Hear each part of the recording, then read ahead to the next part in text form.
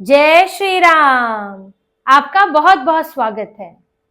14 नवंबर को आए चुनावी नतीजों में सिर्फ बिहार में ही कमाल नहीं हुआ है, सिर्फ वहीं झटके नहीं लगे हैं कुछ दलों को, बल्कि कश्मीर में भी बहुत बड़ा कमाल हुआ है और जिसके कारण उमर अब्दुल्ला परेशान है। उनका चेहरा लाल हो चुका है और होश उड़ चुके हैं, क्योंकि जो उपचुनाव थे कश्मीर में उसमें उमर अब्दुल्ला को बड़ी हार मिली है।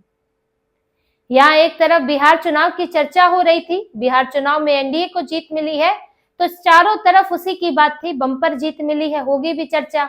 लेकिन इस बीच में उपचुनाव भी चल रहे थे और इन उपचुनाव में जम्मू कश्मीर की 2 सीटें थी, एक नगरोटा की और एक बडगाम की सीट थी।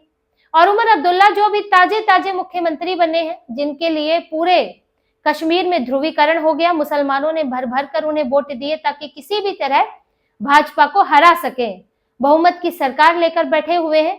लेकिन उन्हें 1 साल बाद हुए उपचुनाव में एक भी सीट पर जीत नहीं मिली है।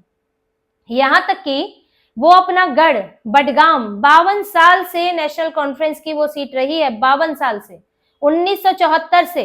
लेकिन आज उमर अब्दुल्ला उस सीट को हार चुके हैं और उस पर पीडीपी की जीत हुई है, महबूबा मुफ्ती की जो पार्टी है। उमर अब्दुल्ला की तरफ से उम्मीदवार थे आगा सैयद महमूद और पीडीपी की तरफ से उम्मीदवार थे आगा सैयद मुंतजिर। दोनों के बीच कांटे की टक्कर रही, लेकिन यहाँ पर जो पीडीपी है उसके उम्मीदवार करीब 4400 वोटों से जीत गए। और ये जीत भले ही ये एक सीट की बात हो, ये उपचुनाव की बात हो, लेकिन उमर अब्दुल्ला के लिए ये बहुत बड़ा झटका है, बहुत बड़ा नुकसान है, क्योंकि ये उनका लिटमस टेस्ट बताया जा रहा था। पहली सीट, पहला उपचुनाव था जो कि चुनाव के बाद हुआ है और उस पर उमर अब्दुल्ला की ये सीट थी। जो इस बार पीडीपी के उम्मीदवार हैं आगा सैयद मुंतजिर, उनको उमर अब्दुल्ला ने अभी पिछले चुनाव में हराया था, तब भी पीडीपी ने उन्हें उम्मीदवार बनाया था। उमर अब्दुल्ला यहाँ पर करीब 30,000 से ज्यादा वोटों से जीते थे। उन्होंने गांधरबल से भी चुनाव लड़ा था, बाद में उन्होंने बडगाम सीट छोड़ दी, गांधरबल अपनाए रखी, वो उनकी पुश्तैनी सीट है, वो परिवार ही जीतता रहा है। अब हुआ ये कि यहाँ पर इनके लिए जीतना जरूरी इसलिए हो गया क्योंकि बहुत बदनाम चल रहे हैं। स्टेटहुड को लेकर विपक्षी इनके पीछे पड़े हैं कि स्टेटहुड नहीं मिल रहा है, तुम कर क्या रहे हो, केंद्र सरकार के साथ अच्छे संबंध बना रहे हो, जोर नहीं डाल रहे हो, ये सब चीजें चल रही हैं। यहाँ से एलजी भी डांट लगा रहे हैं कि तुम स्टेटहुड का बहाना करके काम नहीं कर रहे हो, निकम्मापना दिखा रहे हो।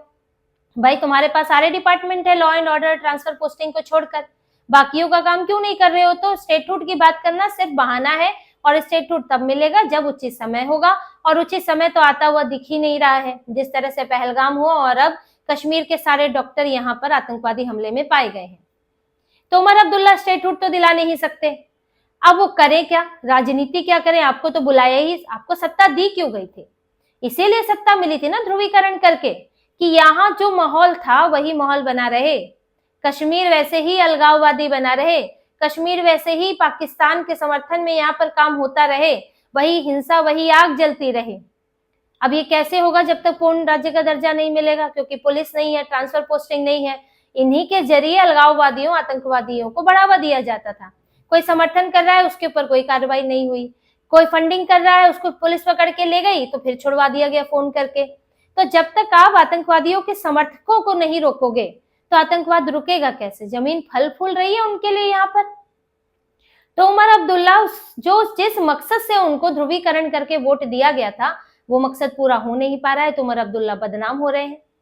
फिर यहीं बडगाम में इन्हीं की पार्टी के आगा सैयद रुहुल्लाह मेहदी, वो भी इस आगा समुदाय से हैं जो वहां पर काफी प्रभावशाली है राजनीतिक तौर पर, तो उन्होंने इस बार प्रचार नहीं किया क्योंकि उनको भी अंदेशा था कि यहाँ के लोग बड़े नाराज चल रहे हैं। लोगों की नाराजगी ये थी कि इन्होंने बडगाम क्यों छोड़ दिया, इनको बडगाम में रहना चाहिए था। फिर 1 साल में कुछ चीजें ऐसी हुई नहीं, छोड़ दिया तो पूछने भी नहीं आए कभी दोबारा। तो बडगाम के लोग नाराज थे, अब वो नाराज थे और कई सवाल उठ रहे हैं, तो आगा रुहुल्लाह मेहदी ने भी दूरी बना ली, उनकी अपनी राजनीति भी चल रही है। तो उमर अब्दुल्ला घिर चुके थे इस चुनाव में और उन्हें साबित करना था कि नहीं, मेरी लोकप्रियता अब भी वही है जो मुझे चुनाव के समय थी। पीडीपी और दूसरी पार्टियों को साबित करना था कि नहीं, उमर अब्दुल्ला फेल हो रहे हैं। तो वही हुआ, उमर अब्दुल्ला चुनाव हार गए, बडगाम का लिटमस टेस्ट वो फेल कर गए और ये हार उनके ऊपर भारी पड़ने वाली है, क्योंकि जो विपक्ष है वो उनके ऊपर और दुगनी ताकत से उनको निशाने पर लेगा। हालांकि ये जो सारा विपक्ष है बीजेपी को छोड़ के बाकी वाला वो भी कोई भारत से बहुत लगाव नहीं रखता है। जैसे पीडीपी के जो मुंतजिर जीते हैं, उनके पिता वो अलगाववादी संगठन चलाते थे, उनके पिता हुर्रियत जो था अलगाववादी पार्टी थी उसके साथ जुड़े हुए थे। तो ये सब हैं तो एक ही थाली के चट्टे बट्टे। ऐसा नहीं है कि पीडीपी के आ गए तो कुछ भारत के समर्थन में कुछ हो गया, ऐसा नहीं है।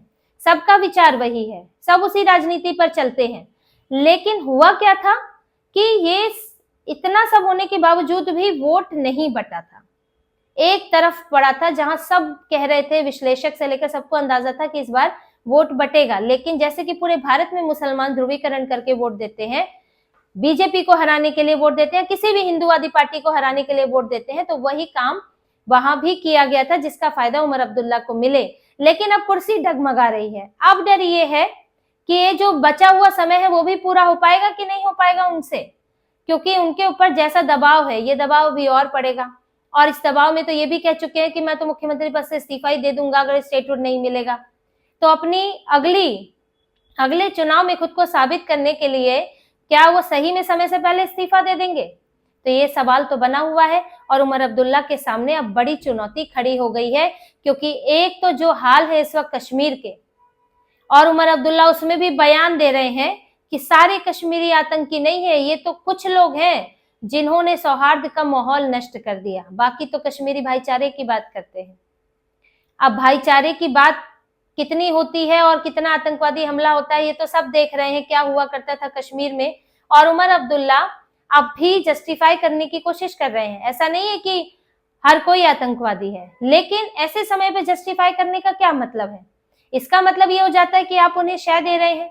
तो जब मुख्यमंत्री की मानसिकता नहीं बदली है तो बाकी लोगों की क्या बदली होगी, और क्या सरकार इनका समर्थन करेगी, इन्हें स्टेटहुड देगी? तुम्हारे हाथ में फिर से सत्ता दे दी तो सत्यानाश हो जाएगा। अभी तो ये अमोनियम नाइट्रेट लेके दिल्ली तक पहुंचे हैं, कल को कहां कहां पहुंच जाएंगे।